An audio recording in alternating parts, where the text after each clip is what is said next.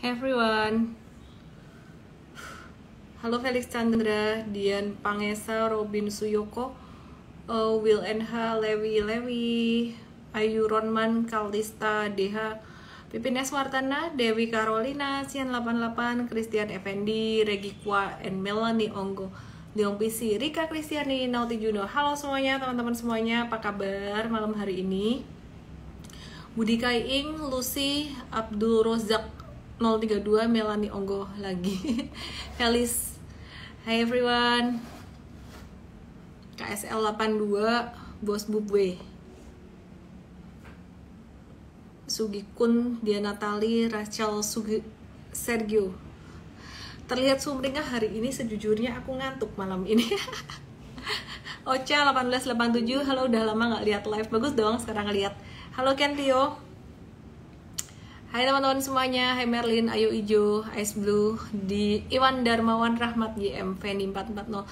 Selamat malam semuanya, Rusdisya. Dan malam hari ini aku mau bahas tentang, pastinya tentang saham ya. Jadi tentang hal yang bikin kalian lebih happy. Kenapa? Karena nggak melulu bahas resesi. Oke.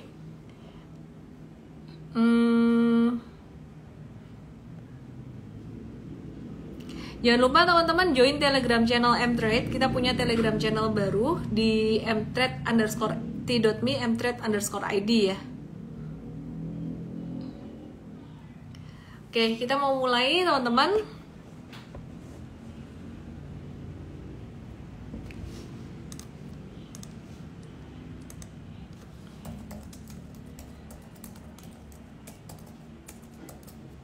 Bentar ya.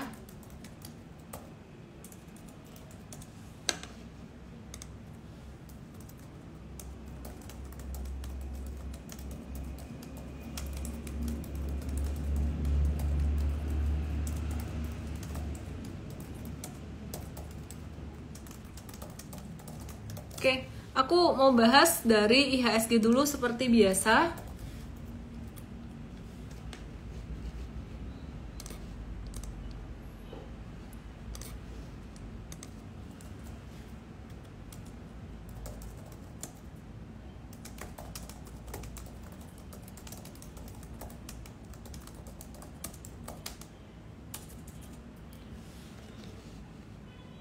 Yuk kita mulai ya. Nah, ini IHSG teman-teman, seperti yang kita udah antisipasi kemarin, IHSG bakalan mengalami technical rebound atau mantul karena kemarin kena support yang sangat kuat sekali, support garis trendline ini ya. Ini udah dibahas beberapa waktu yang lalu. Jadi garis trendline ini merupakan garis yang lumayan kuat. Didapat dari mana? Support trendline didapat dari sekitaran bulan Agustus 2021 ya. Jadi sekitaran bulan Agustus 2021. Nah, terus jadi mau percaya teknikal nggak percaya teknikal, kita ngelihatnya ini kuat banget. Ngelihat teknikal ada beberapa angle. Ada yang justru pesimis ngelihat IHSG, wah ini head and shoulders nih, breakdown nih, bakalan jatuh sampai ke 6.000 berapa nih ya? Ke 6.500, 6.400 nih. Tapi kalau aku ngelihatnya justru belum ke situ dulu ya. Jadi memang Oktober turun dan ini Oktober udah turun. Sekarang waktunya ada pantulan normal. Pantulan normalnya sampai di angka berapa? Pantulan normalnya sampai di angka sekitaran 7.000. Kalau kemarin aku anticipate sekitaran 6.950 doang. Tapi ternyata ini naik sampai level 7.000. Kenapa? Karena earnings dari emiten perbankan udah mulai keluar dan hasilnya bagus.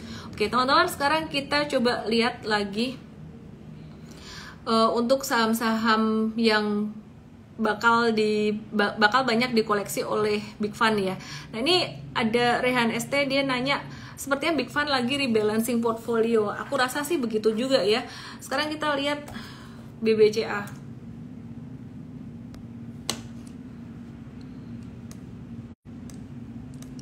Ya, mari kita lihat BBCA ya sekarang ya. Nah, ini BCA hari ini tadi naik ya. Kemarin kita udah bahas dia di area support di sini dan hari ini tadi mantul naik seperti yang kita udah perkirakan ya, seperti yang kita udah bahas kemarin-kemarin bahwa laporan keuangan emiten perbankan ini bakalan bagus hasilnya. Dan memang BCA laporan keuangannya tuh bagus banget untuk BCA sendiri. Dia pada kuartal ketiga tahun 2022 ini net profitnya tuh naik 24,8% year on year. Seperti yang kita udah anticipate ya. Kenapa? Karena kuartal 3 di tahun kemarin tuh merupakan low base tuh bawah banget gitu. Dan net profit BCA ini naik jadi 29 triliun rupiah, naik 24,8% year on year. Nah, sedangkan untuk kasanya dia, kasa atau casa sih ngomongnya, naik 15,1% year on year dengan kasa rasionya sekitaran 81%. Nah, kasa atau current account, saving account ini merupakan dana murah yang diperoleh oleh bank dari tabungan dan giro. Nah, kenapa bisa dibilang dana murah? Karena bunganya kecil, nggak perlu mengeluarkan biaya bunga yang banyak untuk mendapatkan kedua jenis dana dari pihak ketiga. Pihak ketiga tuh nasabah. Jadi untuk dapetin duit dari nasabah tuh nggak perlu sampai keluarin cost yang gede, dalam arti cost bunga gitu. Jadi bunganya kecil gitu. Nggak seperti deposito yang merupakan dana mahal. Nah, terus kemudian rasio kasa ini menunjukkan proporsi dana murah dibandingkan dengan total dana pihak ketiga yang diperoleh oleh perbankan. Makin tinggi rasio kasa ini, maka akan semakin menurunkan biaya dana yang harus dikeluarkan oleh bank. Ya, jadi hal ini bisa meningkatkan efisiensi operasional bank tersebut. Dan ini kasa rasionya dari BCA ini bagus banget di angka 81%. Kita akan anticipate untuk bank-bank besar lainnya, resultnya juga akan bagus. Jadi teman-teman di sini kita lihat BRI. Putus-putus nggak sih? Lancar ya? Oke. Ya, kita lihat BRI ya. BRI ini kemarin kita anticipate dia turun sampai 4250, ternyata cuman sampai sekitaran 4270-an aja, terus kemudian mantul bakalan bisa naik sampai level 4460 BBRI. Memang belum kencang banget sampai 4670, tapi aku ngelihat bahwa sektor perbankan ini, khususnya 4 perbankan besar, masih akan bagus. Dan kita nunggu resultnya BBRI. Perkiraan aku resultnya juga akan bagus kayak BCA. Nah, terus BMRI juga nih. BMRI ini yang dia benar-benar nolak turun banget dan hari ini malah breakout. Kalau aku sih lebih prefer ke BCA dan BRI-nya yang udah sempat ada koreksi. Jadi BMRI ini dia breakout all time high kalau aku perhatikan ya. Di kondisi seperti ini all time high nggak ya? Ya bener all time high. Ya, kita cek sekali lagi ya, dia all time high nggak? Oke. Ya, jadi dia breakout tertinggi sepanjang masanya dan masih akan terus naik. Cuman aku lebih prefer untuk masuk ke BBRI saat ini dan BBCA, bukan karena Bank Mandiri nggak bagus, enggak, tapi karena trennya udah naik kencang banget. Dan ini Bank Negara Indonesia juga sama, dia berpotensi untuk kembali naik sampai ke 92 sampai 96. Jadi teman-teman, kalau kalian ketakutan dengan resesi terus keluarin duit dari saham, di cash out semua, kalian bakalan kehilangan peluang kayak gini. Jadi di dalam video YouTube aku yang udah aku jelasin dengan sangat detail, aku buat seminggu yang lalu, dirilis seminggu yang lalu video YouTube tentang resesi ini. Kita membandingkan antara kondisi Amerika dan kondisi Indonesia.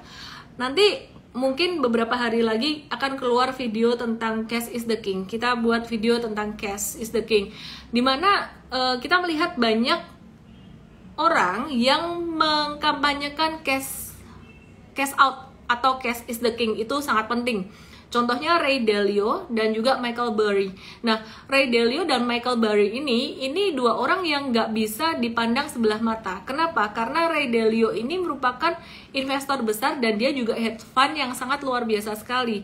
Sedangkan Michael Burry ini dia merupakan seorang investor yang bisa memprediksi kejatuhan tahun 2008. Jauh sebelum itu terjadi. Jadi tahun 2005 dia udah melihat bubble housing market dan dia udah melakukan short selling dari 2005, dan waktu itu tuh sempat rugi banget karena bubble dari pasar propertinya tuh masih naik terus sampai 2007. Dia sempat dimaki-maki oleh banyak orang. Teman-teman bisa lihat dari filmnya The Big Short gitu. Nah, terus kemudian jatuhlah ya pasar saham terutama sektor properti di tahun 2007 akhir 2008. Di situ Michael Burry mendapatkan keuntungan yang sangat luar biasa, dan karena dia stres dengan tekanan yang luar biasa pula, akhirnya dia tutup hedge fund-nya dengan keuntungan yang sangat besar sekali. Jadi dua orang ini merupakan orang yang nggak bisa dipandang sebelah mata. Ketika mereka mengatakan cash out, cash is the king, pasti semua orang akan melihatnya. Benar nggak sih yang mereka lakukan itu benar? Ada tapinya, tunggu. Kapan mereka ngomong? Mereka ngomongnya di Mei 2022 untuk Michael Burry. Sedangkan untuk Ray Dalio, aku nggak ngecek dia ngomongnya kapan. Yang jelas di tahun 2021-2022 ini. Benar jika konteksnya di Amerika. Kenapa? Karena Amerika memang turun banget pasar sahamnya dari Januari sampai sekarang tuh masih turun banget. Nah, sedangkan kalau di Indonesia kalian pakai konteks yang sama, gak cocok. Kenapa? Karena Indonesia justru malah situasinya sedang membaik. Wah, bakalan kena dampak resesi nggak sih? 2023 gimana? Iya, sekarang kan bagus. Tahun depan gimana? Sekarang bagus. Tahun depan slow down dikit, gak bakalan sampai parah-parah banget ya. Indonesia akan slow down dikit, gak akan parah-parah banget. Jadi kalau kalian ketakutan terus, takut terus, itu teman-teman jadi nggak tahu apa yang mesti dilakukan, jadi modenya bertahan terus padahal udah ada beberapa peluang. Nah, di sini kita juga mesti bijak. Nah, di dalam video Cash is the King itu nanti kita akan kasih beberapa tips. Ada 5 tips yang kita bagiin. Salah satu diantaranya adalah kita meniru untuk Cash is the King ala Warren Buffett itu gimana. Ternyata Cash is the King-nya ala Warren Buffett itu beda dengan mindset Cash the King yang kita banyak pikirin gitu. Jadi ditunggu aja videonya di YouTube and Trade. Teman-teman jangan lupa subscribe YouTube and Trade ya.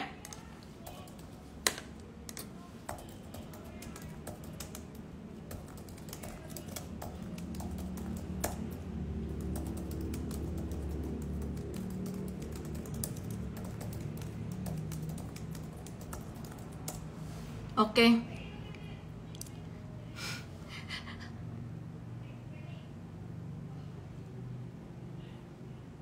Katanya AI gitu sih. AI itu apa sih? Gak ngerti aku. Channel AI itu apa? Aries Tokusuma. Gak ngerti.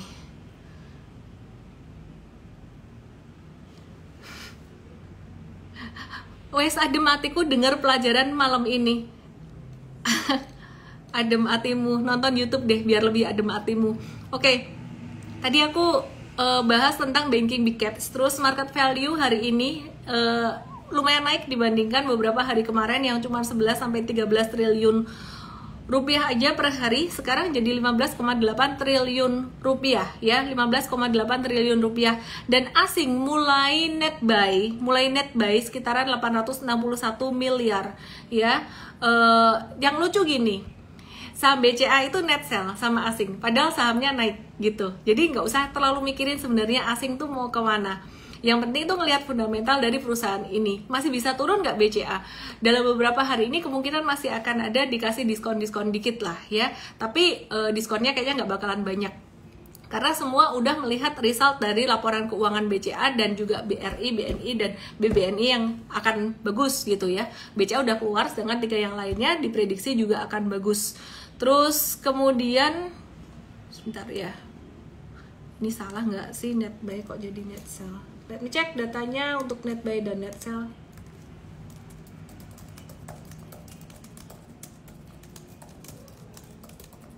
Seharusnya BCA net buy, aku cek dulu ya BCA net buy atau net sell nih, kayaknya typo ini data ini. Let me cek ya, ntar aku balik lagi untuk data net foreign buy sell-nya. Sekarang kita bahas saham consumer good dulu aja, masih ada kaitannya dengan pembahasan kemarin, tapi kali ini aku akan bahas dari cigarettes. Aku bahas dari cigarettes dulu.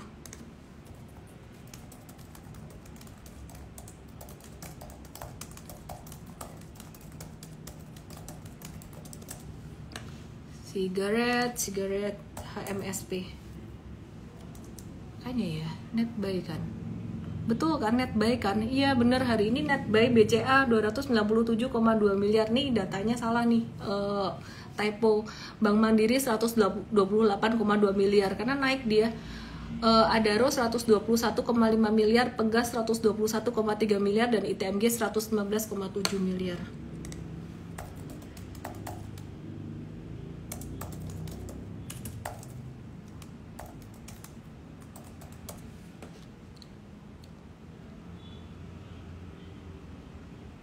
Oke, kita lihat HMSP ya.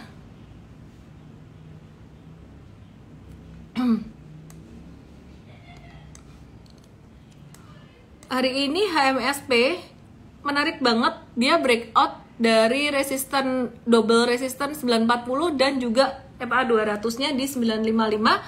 Volumenya sangat tinggi sekali. Dan kalau teman-teman perhatikan di sini, ini ada membentuk higher low 1 2 3, ini membentuk higher low terus.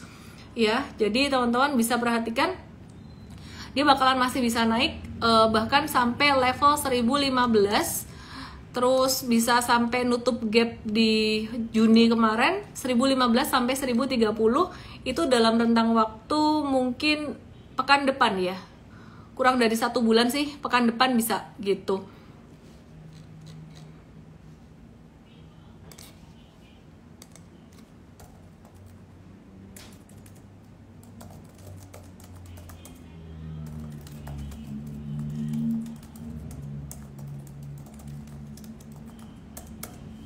Oke, terus jadi ini tadi mTrade udah ada buy di sini. Untuk trading sih jangka pendek dan juga jangka menengah. Terus sekarang kita lihat untuk saham GGRM gimana. Kita ke GGRM ya.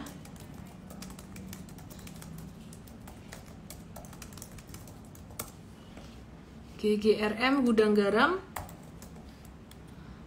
Fundamentalnya masih sama, tapi teknikalnya naik karena valuasinya udah murah banget. Jadi udah pada mulai borong-borong beli. Tanda akumulasi nggak ini? Ini kelihatan banget tanda akumulasinya mulai jelas. Ya, jadi di sini breakout di 28 September kemarin, bukan breakout, naik volume tinggi. Terus kemudian dia membentuk pola W atau double bottom dan volumenya confirm semua. Jadi gudang garam bakalan bisa melaju sampai level 26.600 sampai 29.000 dalam rentang waktu sekitaran 1 bulan. Nyangkut terus di gudang garam, boleh tarik napas lega karena kemungkinan untuk sampai ke 30.000 pun bisa dalam rentang waktu sekitaran 1 bulan sampai Desember.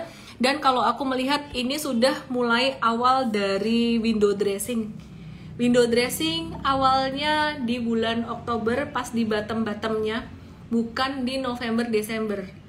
Jadi kalau mau memanfaatkan window dressing, diingat-ingat lagi masuknya bukan di November-Desember, tapi masuknya pas lagi di bottom. Nah teman-teman jangan fokus resesi terus, jangan fokus sahamnya Arto, Bukalapak, GoTo terus.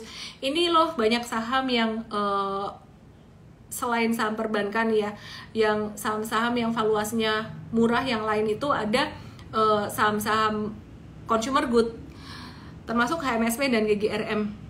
Aku nggak ambil ini HMSP, GGRM aku kebetulan nggak punya karena udah kebanyakan saham juga di portfolio aku untuk sektor consumer good-nya, dan sebisa mungkin aku nggak ambil saham rokok.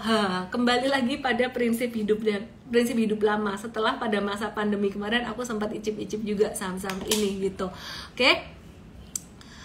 CPO gimana? Ya, ntar ya aku bahas ya. Terus tangan teknologi ini ada komennya lucu nih. Nggak ada yang tahu pasti benar-benar market. Kalau ada yang benar tahu pasti udah jadi kaya raya. Mindsetnya salah. Aku bisa bilang mindsetnya salah. Gini loh, nggak ada satu orang pun yang bisa tahu pasti 100% gitu. Tapi kita bisa menganalisis dari segi probability gitu. Jadi kalau dibilang nggak ada orang yang kaya dari saham, ya sebenarnya nggak juga. Banyak orang yang kaya dari saham. Ya kita lihat aja sekarang karyawan-karyawan BCA mereka dapat saham-saham BCA dari zaman dulu-dulu. Pak Yahya ya, direktur utamanya itu ngejual 4-5 M, berapa sih? 4-5 M saham BCA buat ngerenov rumahnya. Itu kecil, itu dikit banget loh. dan dia kaya dari situ juga. Banyak orang yang kaya dari saham tapi nggak perlu ngomong-ngomong gitu, diem-diem aja guys gitu ya. Kalau ngomong-ngomong nanti pada kepengen semuanya. Intinya adalah kita bisa kaya dari saham tanpa kita harus beli di bottom banget dan tanpa kita harus jual di pucuk banget. Caranya ya kita fokus pada fundamental teknikal dan sebenarnya perlu kesabaran. Beli saham blue chip bisa kaya nggak sih? Bisa gitu. Kalau misalkan kamu beli, nih aku kasih contoh ya, daripada kamu beli saham yang maunya yang goreng-gorengan, saham yang auto reject atas, auto reject bawah, naiknya cepet-cepetan, habis itu nyangkut. Aku pernah ngalami nggak kayak gitu? Pernah banget dong. Jadi pengalaman lah yang membuatku belajar banyak ya. Jadi ini teman-teman, biar variasi, aku bahasnya Bank Mandiri sekarang. Bank Mandiri itu bottomnya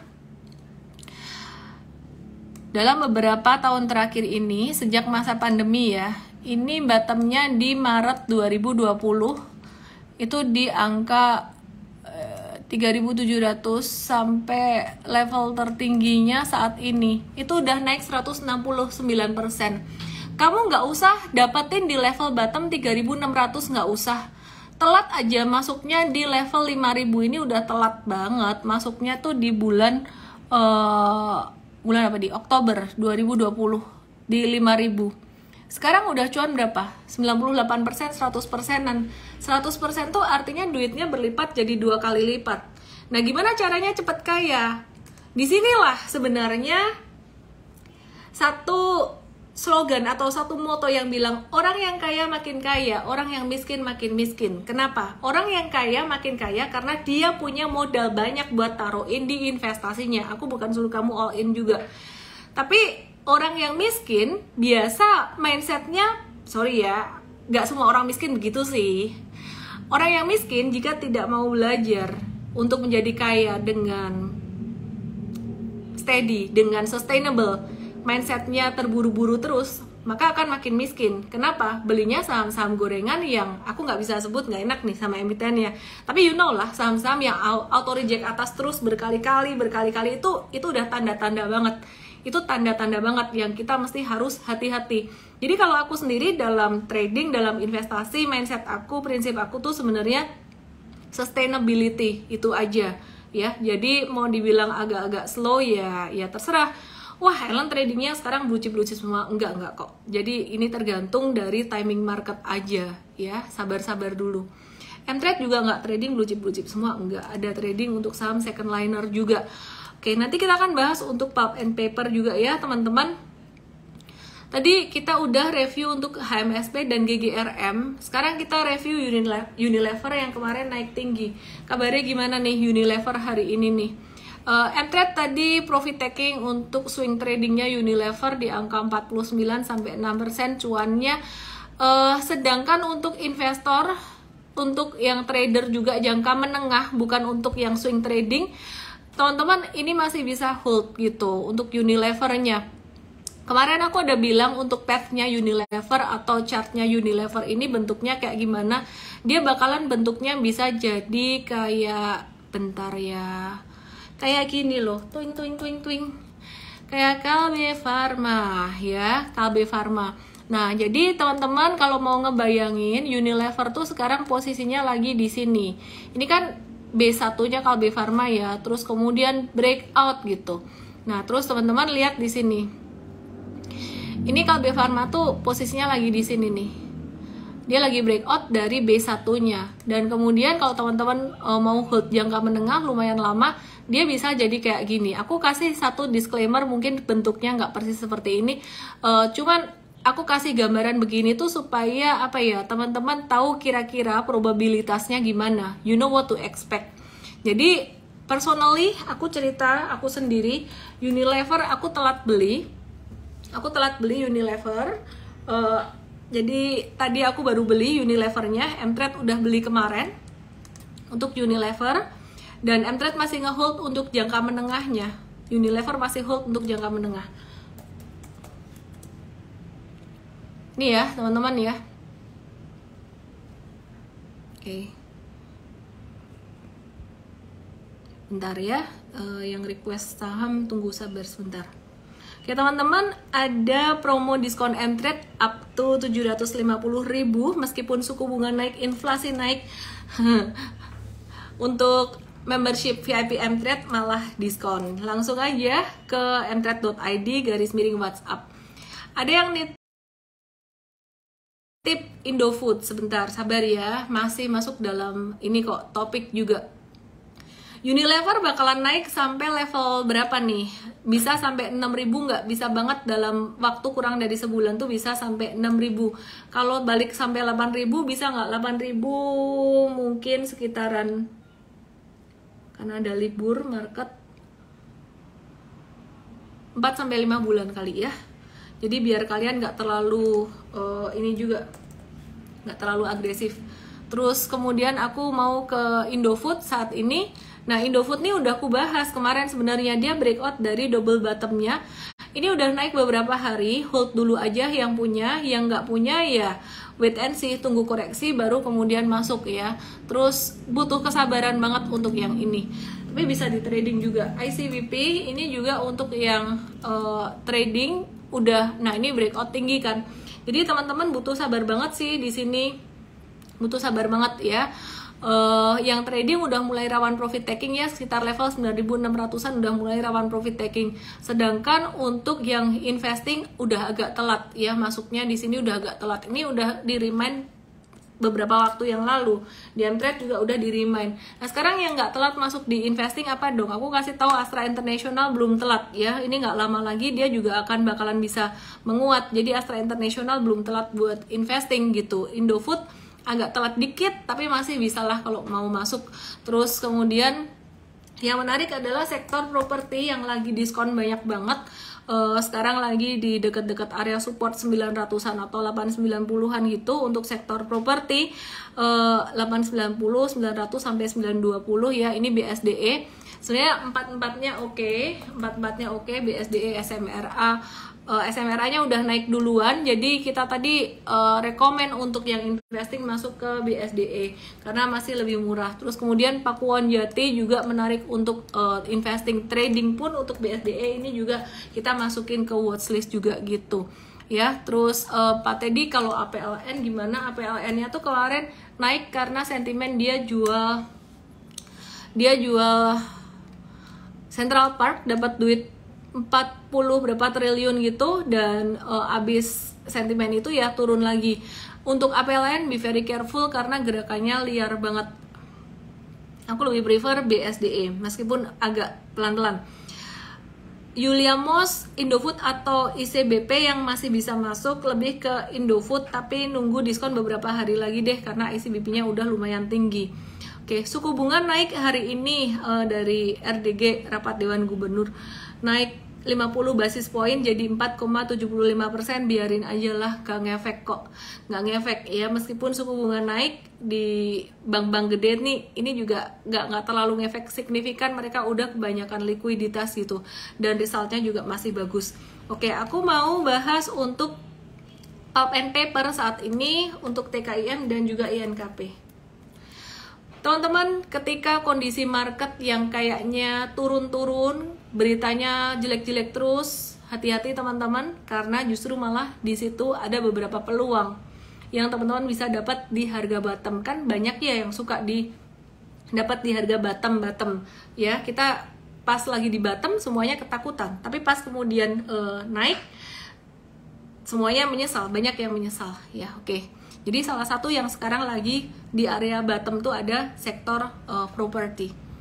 Terus kemudian TKIM, Ciwi Kimia hari ini kita trading buy, masuk untuk trading, dan INK Ciwi Kimia bisa sampai 7.800. Jadi jangan dikira nggak ada peluang buat trading nih, masih ada peluang untuk trading.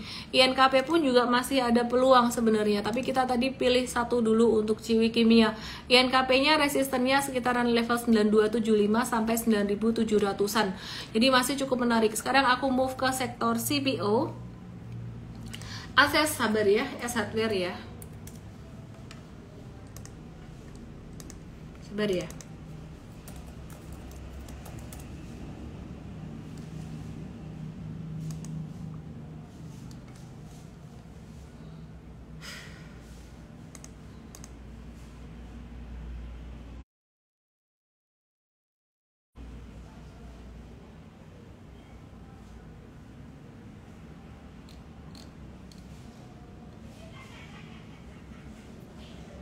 Dengar nggak suara anakku ketawa ngakak-ngakak? Hahaha. Baiklah, mari kita lihat CPO dulu ya, nanti baru ke S Hardware. Aku ke CPO dulu. Yang pertama AALI, Astra Agro Lestari, harga CPO juga udah mulai merangkak naik. Ini AALI-nya udah mulai naik juga. Ini bakalan dampaknya ke Astra International kalau harga CPO-nya menguat ya. Jadi manfaatkan mumpung naiknya belum terlalu banyak. Pilih AALI atau ASII. AALI lebih ke trading. Aku nggak suka invest di komoditi. Trading boleh jangka pendek, boleh jangka menengah, bisa. Jangka menengah itu follow the trend following. Sedangkan kalau untuk ASI-nya lebih ke investing ya. Jadi kalau beli ASI itu udah kayak beli reksadana gitu. Kenapa bisa begitu? Karena di dalam ASI itu ada banyak anak usaha, dia konglomerasi. Jadi kalau kamu beli ASI, kamu udah beli sektor otomotif, terus ada percetakan, terus ada komoditi, CPO, ada batu bara, banyak ya. Oke. Nah, kita coba lihat Astra Agro Lestari dulu nih.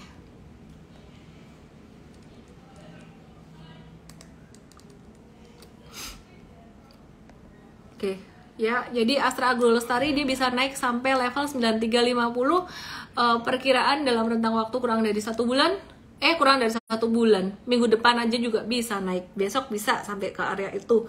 Disclaimer ya, kurang lebih lah. Terus kemudian kita lihat LSIP juga hari ini udah naik. Kita udah infoin kemarin untuk LSIP-nya.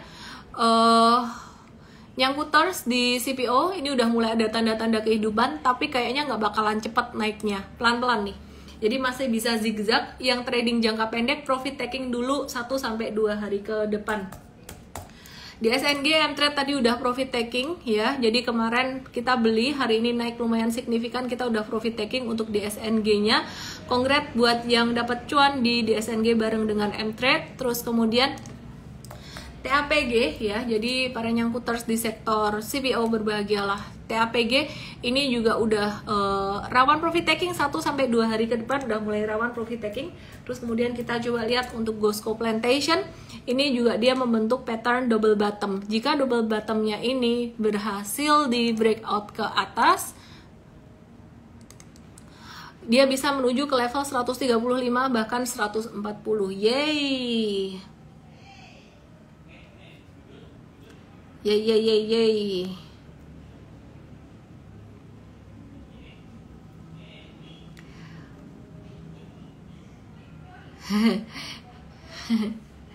Apa sih?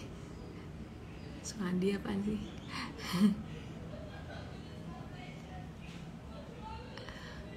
Oke.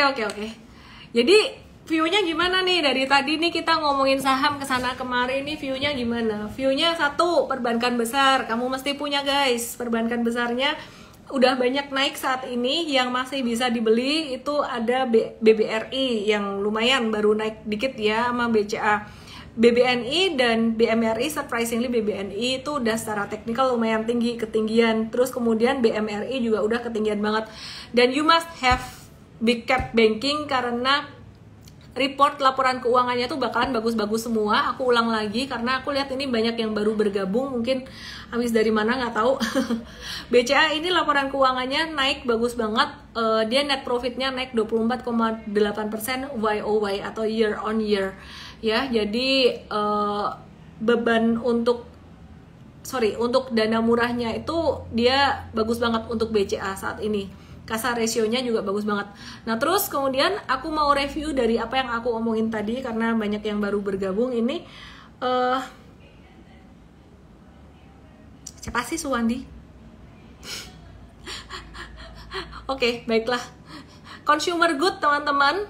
Kalian masih punya juga consumer good yang telat masuk, tungguin Unilever aja karena Indofood-nya udah, ICBP udah ketinggian juga, Kalbe Pharma udah ketinggian juga, ya ini di Unilever aja dulu gitu.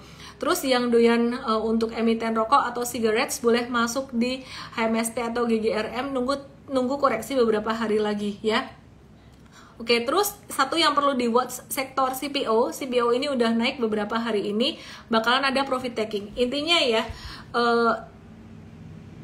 beberapa sektor yang aku sebut ini potensial dan dalam 2 hari ke depan, 2 hari perdagangan ke depan ini rawan profit taking. Tapi kalau misalkan dia turun, teman-teman ini bisa layak untuk diambil lagi, saham-saham itu layak untuk diambil lagi.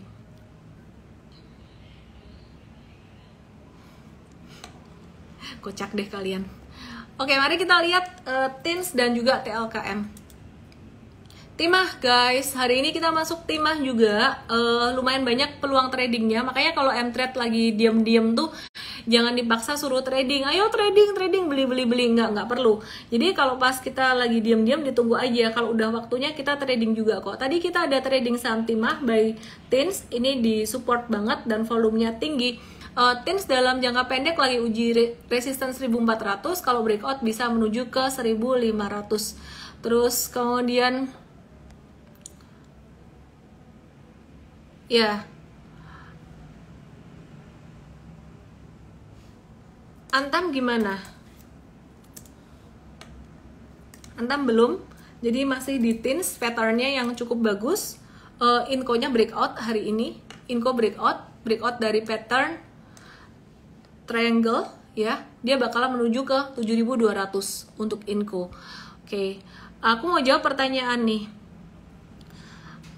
Rachel Sergio 1995, kalau hari ini IHSG rebound berarti nanti bisa koreksi lagi sedalam 14 September yang lalu. Nggak usah dipikir deh ya, jadi IHSG turun itu kemarin yang nyeret turun adalah saham-saham teknologi. Nih, teman-teman bisa perhatikan di sini. Nih yang bikin turun tuh saham-saham teknologi. Bisa turun lagi nggak IHSG-nya? Bisa banget. Kenapa? Karena ini Arto dan juga Goto dan kawan-kawan ini masih tren turun. Tapi perkiraan aku turunnya udah nggak terlalu banyak lagi. Karena di sini udah ada akumulasi 2 hari. Arto mentok di bawah angka di sekitar angka 4.400. Jadi ini nanti gerakannya Arto kira-kira bakalan gini. Ini turun, kalau turun mentok sampai 4.400 dia bakalan naik lagi. Jadi kalau ditanya IHSG bisa nggak turun lagi kayak 14 September yang lalu?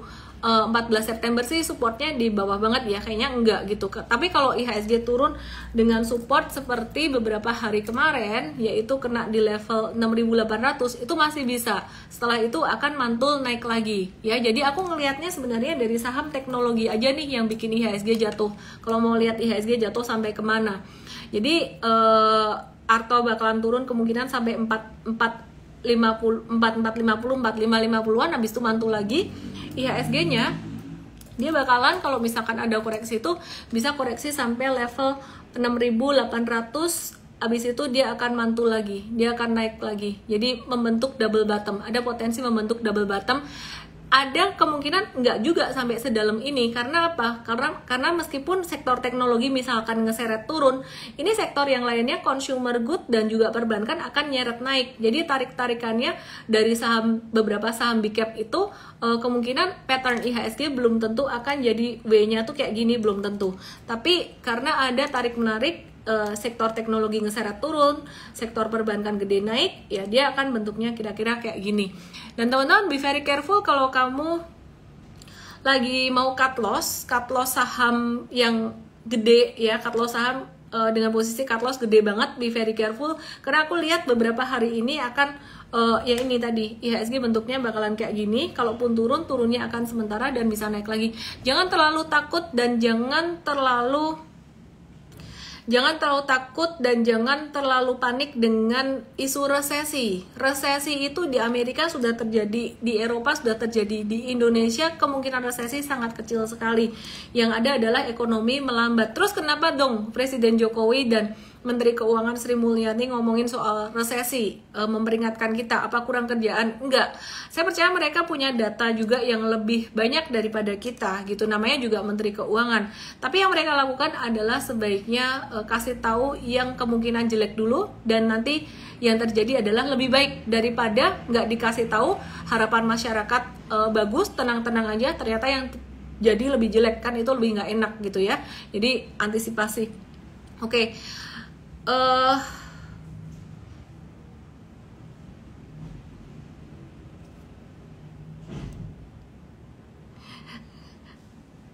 Bank-bank kecil, BJTM, BJBR, BNGA gimana nih? Yuk kita lihat ya, udah lama banget kita nggak bahas bank-bank kecil nih.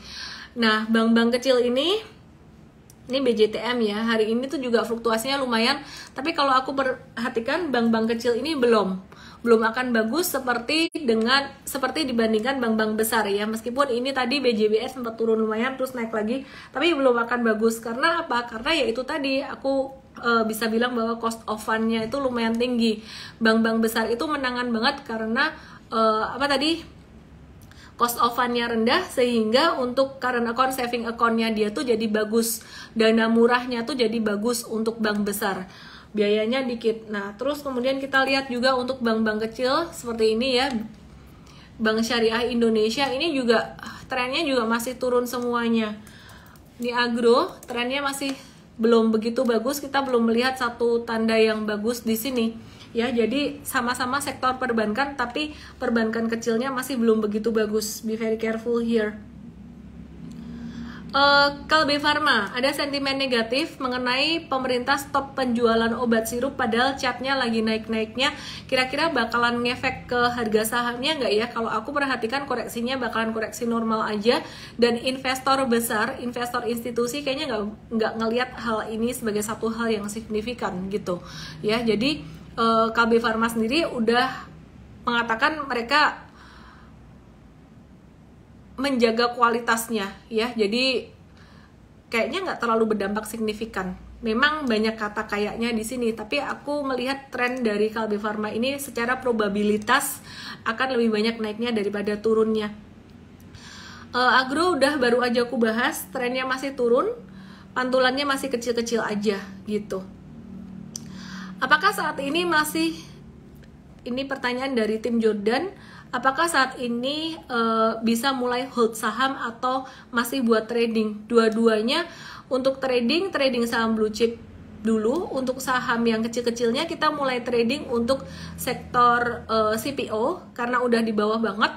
Terus kemudian timah atau tins tadi kita udah mulai trading juga. Kita lebih confident untuk trading CPO daripada trading batubara karena CPO-nya lagi di bawah banget gitu. Dan terus untuk investasi tadi aku udah sebut beberapa sektor, dan jangan lupakan sektor properti, cakep banget gitu. Terus banyak yang nanya apa ya? S Hardware. Banyak yang nanya S Hardware ya. Aku coba bahas S Hardware ya.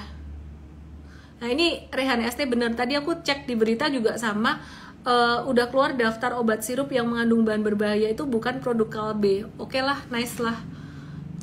Oke, ini S Hardware. Ya buat trading kita nggak touch dulu. S Hardware ini buat trading kita nggak touch dulu ya. Untuk valuasinya ini udah discounted banget untuk S Hardware di sini. Dan ini supportnya juga kita udah dapat dari monthly support yang kuat banget. Ini bukan buat trader, tapi kalau buat investor, kalau buat value investor, ini sangat menarik sekali nih ya. Ini sangat menarik sekali. Tonton ada nggak lihat konten kita di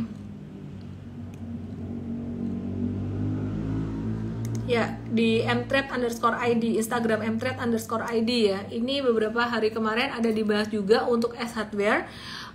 Fundamentalnya oke, tapi kok sahamnya turun 70% lebih gitu. Ya, jadi S Hardware ini dia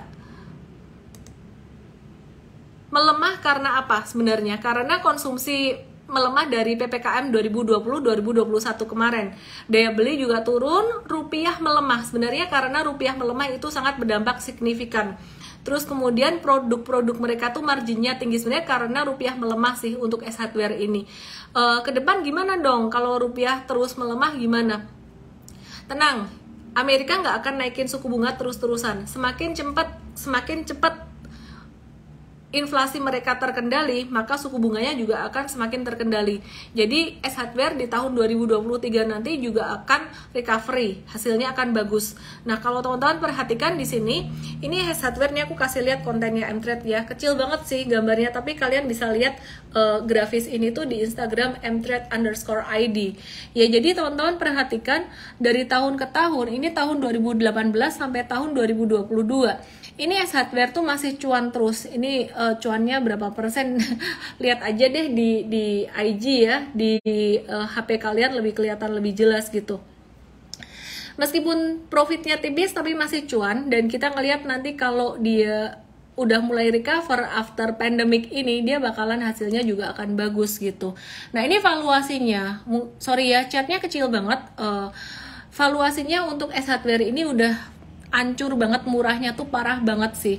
Jadi untuk diskonnya itu udah berapa ya ini? Udah puluhan persen diskonnya. Oke, current PE-nya sekitar belasan, sedangkan average-nya tuh sekitaran 30 kalau nggak salah nih. Angkanya kecil banget, tonton lihat aja nih di HP, mestinya kelihatan lebih jelas ya, gitu. Jadi valuasinya tuh udah paling murah dalam 5 tahun terakhir gitu untuk S Hardware ini. Ini sangat menggoda sekali untuk para value investor. Jadi buat kalian yang mau simpan buat jangka panjang, boleh dicicil dikit-dikit gitu. Fajrin RR, ntar dibully kayak Arto, besok naik, beda cerita. Aku masih lebih confident untuk invest di S Hardware daripada Arto, sorry ya. Semoga emiten nggak tersinggung. Analisis saya juga bisa berubah kok, suatu hari analisis saya ke Arto aku bisa lebih confident.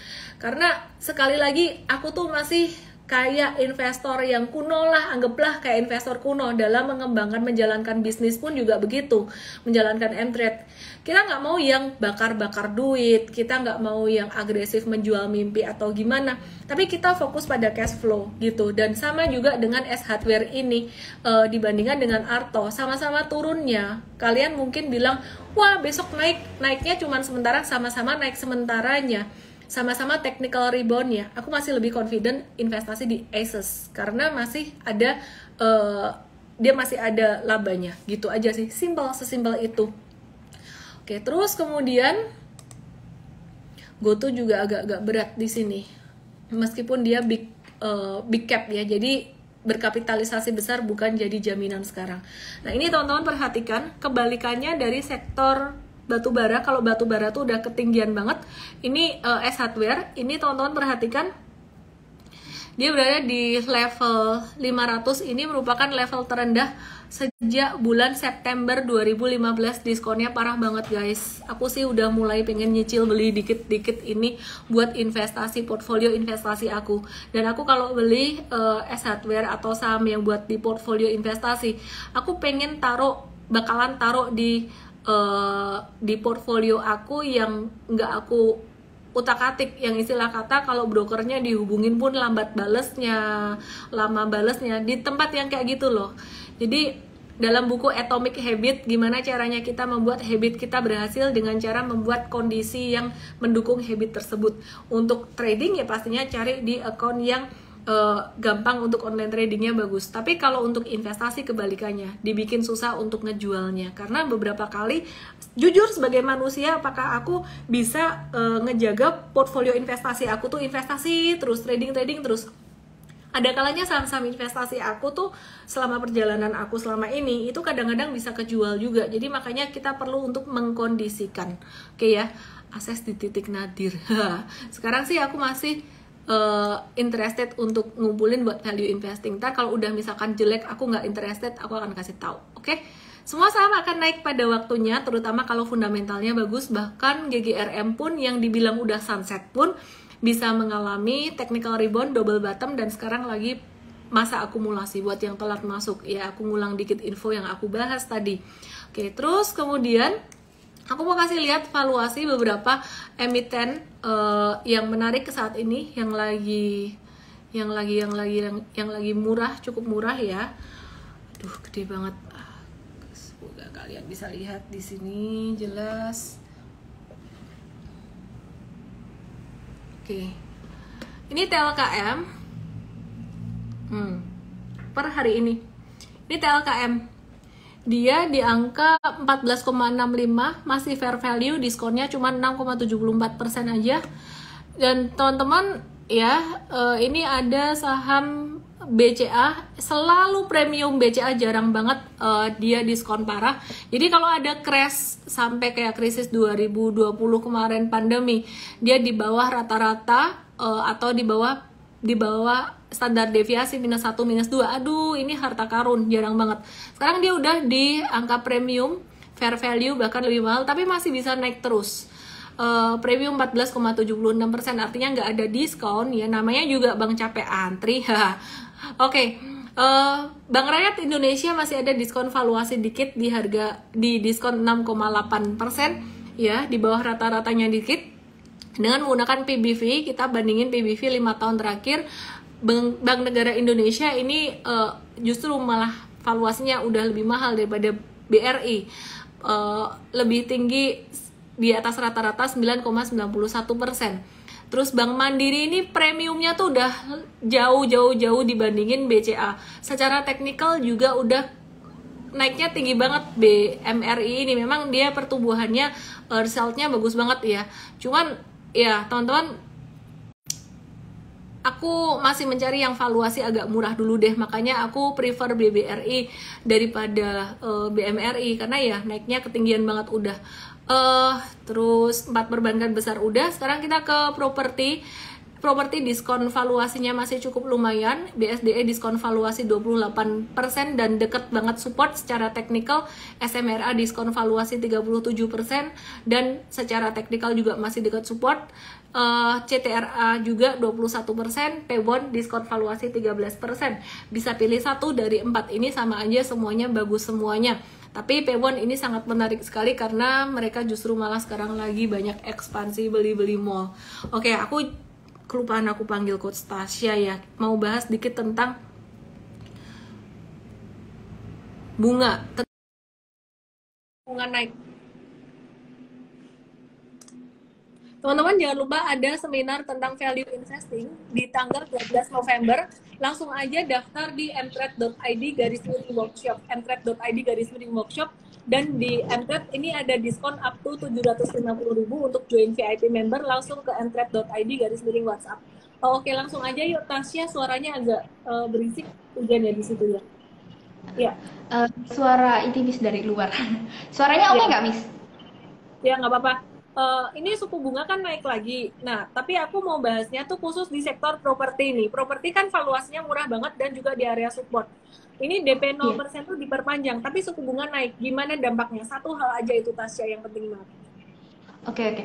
Jadi tadi siang kan memang ada kabar ya kalau LTV 100% itu tuh bakal diperpanjang dan syukurnya tuh sampai 2023 akhir gitu. Nah, kalau LTV 100% diperpanjang, artinya emiten-emiten properti tuh bakal bisa ngasih DP 0% gitu, dan mereka juga bakal dapat pembiayaan dari bank itu 100% yang bisa bikin cash mereka tuh lebih lancar ya. Overall, ini sentimen yang cukup positif ya, tapi tentu aja kebijakan tersebut punya syarat gitu, yang mana banknya itu harus NPL di bawah 5%, kemudian juga ada beberapa syarat kayak misal luas tanah, terus ada harga propertinya berapa gitu, rata-rata sih di bawah 2M. Tapi overall kalau kita nge-track dari tahun 2020 yang mana itu tuh udah dilakuin ya kebijakannya, ternyata tuh berdampak positif ke pendapatan dari emiten-emiten properti, bahkan Citra tuh sampai 30% kalau nggak salah kontribusinya dari itu.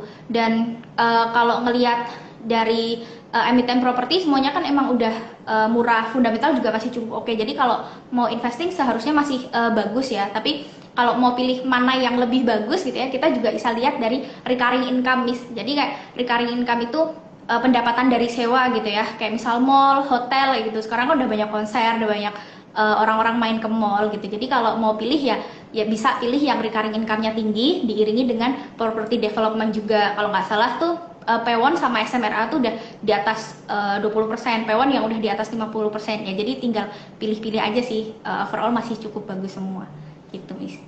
Oke, sip deh. Thank you so much Tasya ya buat komennya singkat, padat, dan jelas. Oke, ya aku mau lanjutin bentar ya Tasya IG live-nya. Thank you buat komennya. Oke. Ya, thank you. Ini loh, jarang ada bank yang kasih KPR tanpa DP. Iya sih, jarang sih pada prakteknya. Anyway, teman-teman. Duh, jadi ke distract. Mau ngomong apa tadi ya? Lupa. Oh iya, teman-teman, besok Sabtu tuh aku ada seminar di Jambi, diundang sama satu sekuritas gitu. Teman-teman, aku nggak tahu sih kalian ada yang di Jambi nggak sih ya? Di Jambi ngapain aja? Ya udah, gitu aja teman-teman. IG live aku udah 1 jam dan aku mau review lagi bahwa kalian jangan takut-takut dengan resesi, tapi nonton IG live aku juga jangan jadi tahu euforia juga. Sektor perbankan, banking, big cap, consumer good, CPO, cigarettes masih akan naik. Ya, mungkin kalau beberapa hari ini turun, sifatnya koreksi normal aja, tapi bisa dilihat dalam 1-2 bulan ke depan, dan sekarang udah mulai awal dari window dressing. Awal dari window dressing adalah di bottom, habis jatuh banget, mulai naik dikit gitu. Jadi bukan pas nanti November, Desember baru kalian beli. Ya, jadi November, Desember tuh udah tinggal menikmati aja. Oke ya, semoga bermanfaat. Saya Ellen May, salam profit. Bye.